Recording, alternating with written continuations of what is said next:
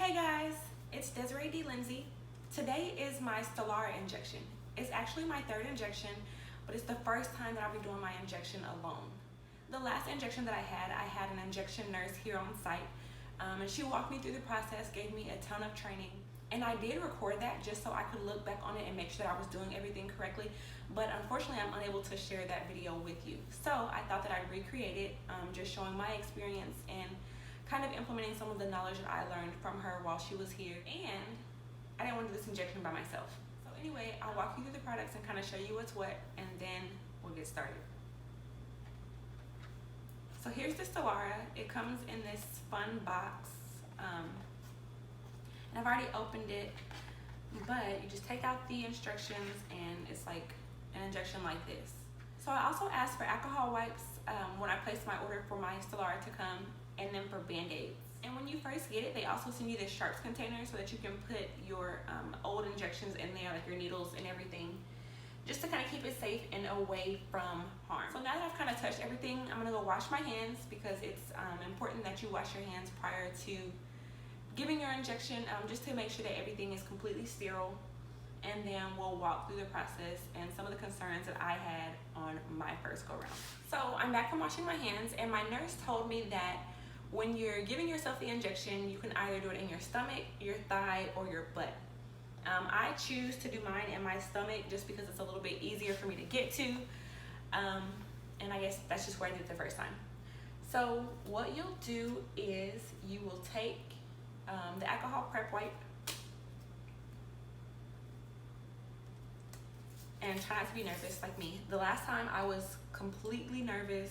It was insane. I was freaking myself out for no reason. So you take the alcohol prep wipe and you will go in a circle around the area, making sure that you don't go over one area twice, just to make sure that you get the area clean, kind of let it dry a bit, and then you pull out your Stelara, and it's time to get started. If you're allergic to latex, make sure you use a napkin or something to remove the needle cover, and you'll just firmly pull it directly off, straight off, to make sure that you don't bend the needle or anything. And make sure that you don't touch the part that you push down, whatever this part right here is. I'm not sure what you would call it. And there will be a bubble when you pull off the suction cover. I guess because it's like pulling air out or something, I don't know. The first time that I saw this bubble, I completely freaked out.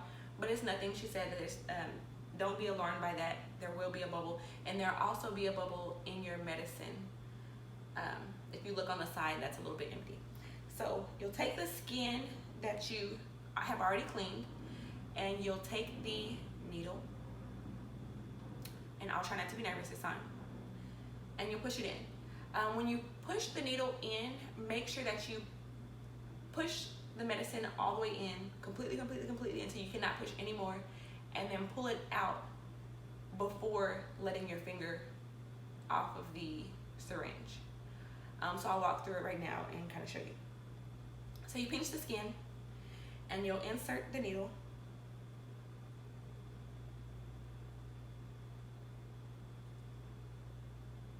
Getting it through the first layer of skin is a little tough, but after that it's okay.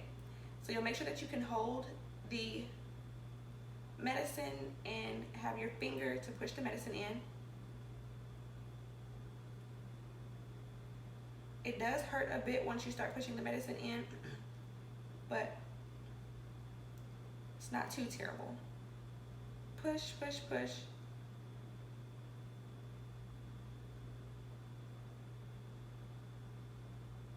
It's a slow process, but keep going, keep going.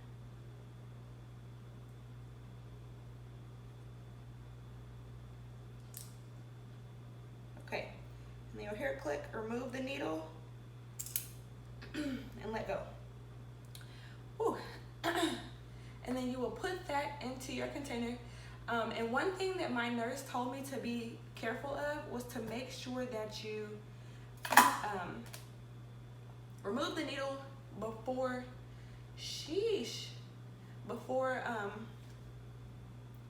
remove the needle before letting go of the syringe portion, because if not, when it like extracts, like it pulls the needle back up when you let your finger off of it. So if you do that and the needle gets stuck in you, that's a no-go. When I was practicing, I kept taking my finger off of the syringe before removing the needle. And then when she told me that story, I was like, oh girl, no, we're good, no. And so that's kind of been like my reminder to make sure that I remove the needle prior to taking my finger off of it. Like I said, this is only my second time, so I don't have much experience to see if I'll forget the needle, but I will be sure to watch the video, like the replay, to make sure that I'm mindful of the things that were major concerns for me in the beginning. But it's super simple, just like that. It does hurt a little bit. I know that for me, after my initial one, and I can kind of feel it now, after your injection, I have felt nauseous, but I'm already not feeling that well. Like I've been having some nausea and stuff. I think it's just because my body knows that it's time for the injection. So I'm hurting a little. I put that on there. And now I'm gonna just apply a Band-Aid to the area. Like I said, I wasn't feeling that well already. Just Crohn stuff catching up to me because it's time for my injection. So I will probably be sleeping for the rest of the day. But the injection itself does make you pretty tired. So just be mindful of that. I think after my very first infusion, I think I slept for like 3 days. And the last one, I slept quite a while afterwards as well. Another thing that I did notice is that after my, I guess you guys don't want to see myself anymore. After my injection, I did have like a really bad headache for a few weeks. And it's just like a ridiculous headache. But I think if you drink a lot of water, make sure you're staying on top of your fluids and you kind of get rid of it. And then, you know, your first week, it will kind of compromise your immune system. So my nurse told me to make sure that I'm washing my hands a lot. If I'm going to be in an area around a lot of kids or a lot of people who may be high risk for illness, make sure that I wear a mask, and just like whatever safety precautions you practice with an autoimmune disease, make sure you do that even more now that you've had your injection. I take my Stelara because I have Crohn's disease, but I think that it's used for a few other things. No matter what you use Stelara for, the process for administering the medicine is exactly the same. I hope that this video was informative. It's a pretty easy process. It should take no longer than a few minutes.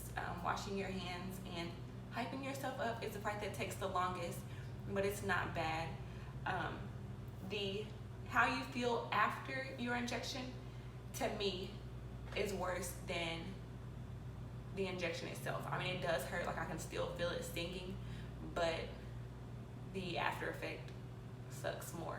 But after that first week, I feel so much better, and thanks to Stelara, I'm able to like live a life and kind of do a little bit more than I had been, or a lot more than I had been doing, because like walking alone is enough for me.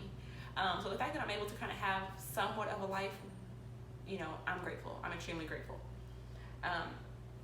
So yes, I'll be doing more videos like this, sharing more of my journey with you.